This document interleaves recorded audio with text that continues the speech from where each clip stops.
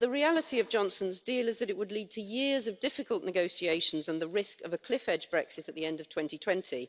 It must be rejected. Ms Scott Cato, there is a blue card request from Mr Rowland. Will you accept? Yes, Mr Rowland, you have the floor. Thank you very much, Mr Chairman. I'd just like to ask Mrs Scott Cato what empirical proof she has that the end of the transition period, when we will be leaving the European Union, hopefully on a Canada Plus style trade deal, will result in a cliff edge, when as far as I'm aware she does not have any degree in economics, so maybe she has some business experience that will give some empirical proof that that would be the case. So I was wondering whether you could answer that question, why you're so certain that the United Kingdom will suffer as a result of... Thank you. Thank you. Madam, you have the floor.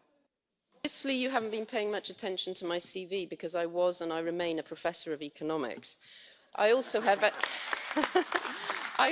expertise in trade policy and have been studying the trade negotiations from the beginning. I rely on the expertise of other trade experts, all of whom have said it takes much longer than the time available to negotiate a treaty. And the likelihood is, if we go ahead with Boris Johnson's deal, we will end up in exactly the same crisis, facing a no-deal Brexit at the end of 2020.